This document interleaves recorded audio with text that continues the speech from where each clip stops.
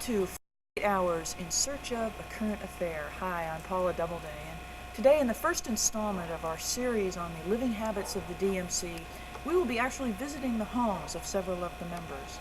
We hope today to solve the mystery of Betty Martin Lewis's 2 last names, Mary Jo Potter's 2 first names, and give you some added insight into Carter Brown and David Bennett. How did we find out where they live? Well, we went to the Yellow Pages and we looked under DMC right here between diving instruction and divorce assistance. We've got their addresses, we've got their names, we know where they are. Let's go see them. First on our list, Betty Martin Lewis. As many of you know, Betty arrived at Omega with 2 last names, and today we're going to solve the mystery of these multiple surnames. Betty Martin Lewis is a bigamist. She lives here Monday, Wednesday, and Friday with her husband, Dean Martin. And on Tuesday, Thursday, and Saturdays, she lives over here with her husband, Jerry Lewis. Yes, ladies and gentlemen, you heard it here on 48 Hours in Search of a Current Affair. Next, let's go find Mary Jo, Executive Vice President, International. Had a little trouble finding out where Mary Jo lives because she travels so much.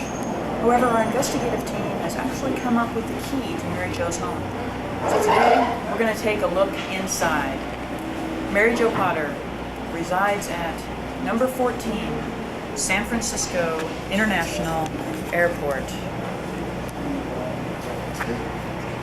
Let's take a look.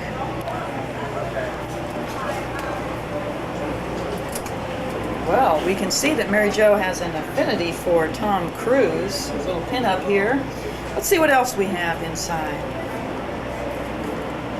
Telephone, complete with international and speed dialing. Necessary unit for Mary Jo. Oh, her Rolodex. Yes, full of numbers, full of information, everywhere she goes.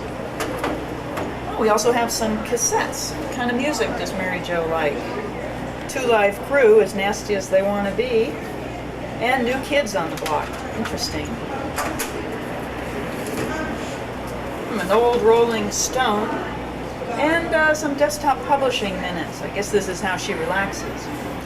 Well, it looks like Mary Jo hasn't been here in a while. She just traveled so much.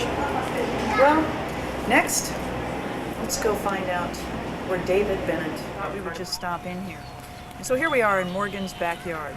Morgan Reese, Chief Operating Officer, lives and owns this apartment building. Morgan is the only member of the DMC who insists on making a profit in his own home.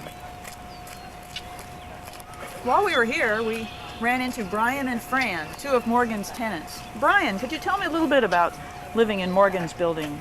Well, we've rented a number of places, and Mr. Reese is the only person that's ever asked us to make a monthly report. Yeah, he's a real nice guy, but it seems kind of strange some of the things he requests. Like next year, doesn't he want us to submit an annual budget? Yeah, we've never had that happen before. Isn't that interesting? But he's a good guy. Yes, he is. Well, there you have it, Morgan Reese. Peter and David announced that they had moved to Marin County, just north of San Francisco.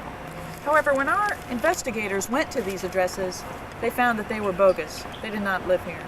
But we have found where they live.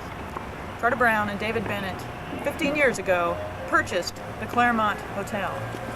And until recently, the entire DMC were required, under terms of their contract, to live here with Carter and David. But several months ago, under advisement of Morgan Reese, they opened the Claremont to the public, causing dissension among the DMC and causing them to move out. In our next installment, we will visit some of these managers in their night jobs they need to recover from the financial trauma of leaving the Omega compound. We will see Diane Knoll, our Chief Financial Officer, as tax preparer as H&R Block.